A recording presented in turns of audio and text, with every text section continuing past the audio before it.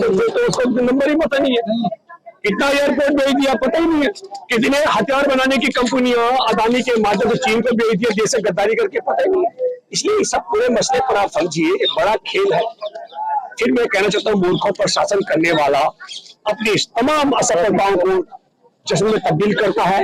अब मूर्खों पर राज करने वाला क्या है? देखिए, बेटियां सड़क पर, किसान सड़क पर, देश का जवान सड़क पर, देश का हर इंसान सड़क पर। अब लास्ट देखिए, अब तक चिंता की बात की है, इन्होंने तलवारें बांटी है रामनवमी से पहले।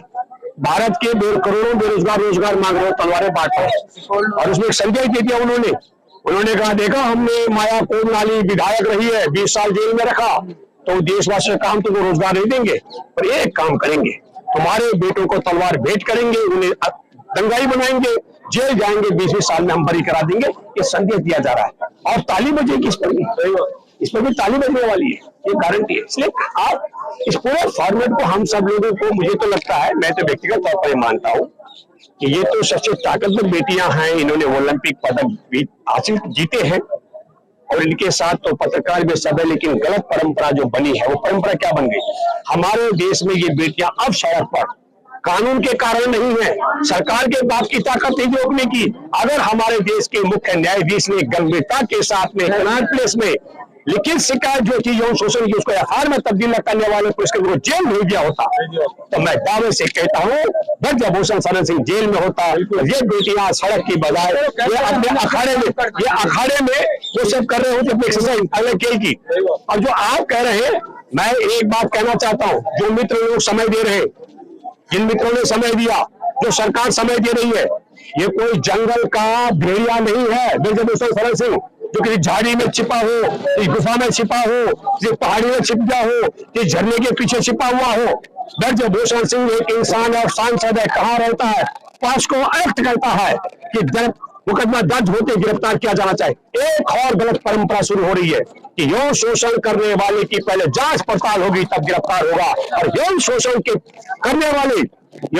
करने वाले लोग देश में ताकतवर लोग हैं, और जो यौन शोषण के शिकार होते हैं, दलित, आदिवासी, मछुआरे, गरीब, भूमिहीन, खेतिहर मजदूर, अल्पसंख्यकों की बेटी, उनके खिलाफ और शिकायतें दर्ज होंगी कि नहीं, और कभी यौन शोषण करने वाले गिरफ्तार होंगे कि नहीं, ये चिंता रहेगा। इसलिए मैं कहना चाहता हूँ, मेरी एक अपील है, जिन लोगों तक ये वीडियो पहुंचे, ये लड़ाई गोल्ड मेडल विजेताओं की नहीं है, और ये खाद की बेटियों की लड़ाई नहीं है, ये अब हमारे देश की आधी आबादी की लड़ाई है। ये आधी आबादी की लड़ाई में मैं अपील करता हूँ आपके साथ, ये खाद तक सीमित वाला मामला बिल्कुल नहीं है, और ये खाद पंचायत तक का सीमित मामला भी नहीं है। यदि आप देशवासी चाहते हैं कि देश में अल्पसंख्यक की, दलित की, खेतिहर मजदूर की, आदिवासी की, मछुआरे की, भूमिहीन की, गरीब की, कमजोर की बेटी के साथ में यौन शोषण हो, तो उसके साथ न्याय होना चाहिए तत्काल। उन सबका दायित्व बनता है। अगर संभव हो सकता है तो सब उठ खड़े हो जाओ, दिल्ली आओ जंतर मंतर पे, हम आपका स्वागत करते हैं। भूखे रहने की भी दिक्कत नहीं है, रब का दरबार यहाँ पर खुला है, बंगला साहब में खाना भरपेट मिलेगा आप लोगों को। मैं खाने का लालच दे रहा हूँ, और मैं कह रहा हूं हम सबका दायित्व बनता है, क्योंकि सुप्रीम कोर्ट अध्यक्ष मुख्य न्यायाधीश ने इस पूरे मामले को इस दशा में पहुंचा दिया है जहां पूरा का पूरा खेल भाजपा के पक्ष में। और कारण क्या है? इसके बड़े कारण मैं आपको बताता हूँ। एक, हिडनबर्ग की रिपोर्ट के बाद भले राहुल गांधी की सदस्य छीन लिया संसद की, लेकिन मैं दावे के साथ कह सकता हूँ, जिस तरीके से भारत के बंदरगाह, रेलवे लाइन और हथियार बनाने की कंपनियां और चीनी उसके अदानी के माध्यम से बेच दिए गए हो, अगर ज्वाइंट पार्लियामेंट कमेटी की जांच बैठेगी तो मोदी को जेल जाना पड़ेगा देशद्रोह के मामले में। इसीलिए वो ज्वाइंट पार्लियामेंट कमेटी की जांच नहीं चाहता है। दूसरी महत्वपूर्ण बात, 4 राज्यों के राज्यपालों को सत्यपाल मलिक ने कहा है कि जवानों की हत्या करवाई चुनाव जीतने के लिए, और उससे भी इन 2 मुद्दों को ध्यान भटकाने के लिए यौन शोषण की पीड़ित बेटियों को बलि का बकरा बना करके नरेंद्र मोदी जानबूझ करके यौन शोषण के आरोपी ब्रजभूषण शरण सिंह को बचाने का काम कर रहा है।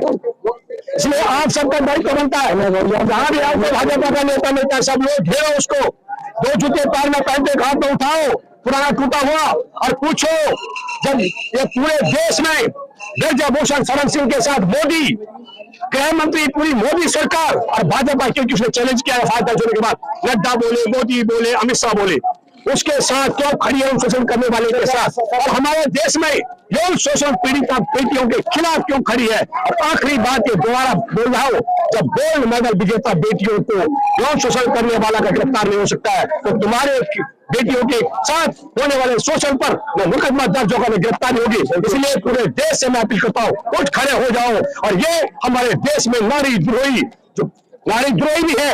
जब से संघ की स्थापना हुई तब इसका मुखिया हेमरेवार था, और आज मोहन भागवत है। इनके संगठन में नारी के लिए सम्मान स्थान है। आज सबों से अपील करता हूं, उठ खड़े हो जाओ। ये चुनौती हमारे लिए है। अगर हम ओलंपिक विजेता बेटियों को न्याय नहीं दिला सकते हैं, तो किसान, मजदूर, आदिवासी, दलित, मछुआरे, भूमिहीन, खेती मजदूर की बेटी को न्याय मिलना असंभव है। और ये मैं इसलिए कह रहा हूं, इससे पहले एक घटना घटी है छावड़ा दिल्ली में, किरण बेदी थी, गैंग रेप हुआ, बलात्कार हुआ, तेजाब से जलाई गई उसकी आंखें, उसके बलात्कारियों को रिहा किया गया। आखिरी बात मैं कहना चाहता हूं, मुख्य न्यायाधीश जी, भूली बिछड़ी करो। आपने अपराध किया है, ग्राम प्रेस थाने के पर मुकदमा नहीं दिया पुलिसकर्मियों पर। और मैं ये कहता हूं, अन्यथा जब इतिहास लिखा जाएगा आपका, तो काला अध्याय होगा, काला अध्याय। आप पंचायती भी कोशिश कर रहे हैं कि आप पंचायतों को भी वक्त देना चाहिए था। जो अभी जांच हो रही, जांच के बाद कहीं उल्टा ना हो जाए, आपको उल्टा ना। ये नई परंपरा शुरू हो रही है। अब तो यौन शोषण करने वाले की जांच पड़ताल होगी, और जिनका यौन शोषण होगा उनको इंटरोगेट किया जाएगा। उन्हें ऐसा बैठना पड़ेगा, उन्हें फिर कपिल सिब्बल जैसे काबिल वकील को पकड़ना पड़ेगा, उनकी मदद लेनी पड़ेगी, फिर थाने में कोर्ट में जाकर सुप्रीम कोर्ट का धरना खटकाना पड़ेगा, मुकदमा दर्ज होगा, और गिरफ्तारी की गारंटी नहीं है। आरोप निराधार है, आप लोग राजनीति कर रहे हैं। नहीं सर, ये बताया कि आपने कहा कि जहाँ भी बीजेपी का नेता मिले उसको जूते से मारो। मैंने ये नहीं कहा, हमने गलत सुना। हमने कहा है हमने कहा दो नहीं, हमने कहा कि आप भाजपा आए उसे पूछो नेता से। बिल्कुल, एक भी सांसद विधायक खड़ा नहीं हो रहा इनके साथ, एक भी सांसद विधायक आज तक मुंह नहीं खोल रहा है ओलंपिक प्रतियोगिता बेटियों के पक्ष में। तो मैं दावे के साथ में कहता हूँ, चुप रहना भी समर्थन है। इसलिए मैंने कहा, दो जूते पैर में पहनते हाथ में उठा के पूछो, मैंने मारने के लिए नहीं कहा, पूछो क्या कारण है, क्यों शोषण करता चैलेंज कर रहा है, कह रहा है मोदी बोले, नड्डा बोले, अमित शाह बोले तब मुंह खोलूंगा।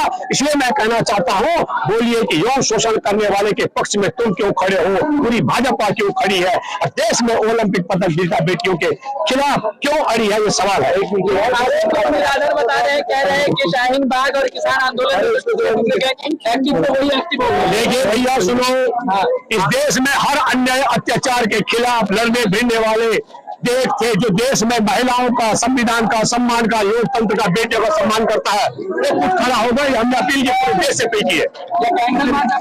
हाँ बिल्कुल बिल्कुल, कैंडल मार्च जी, चलिए।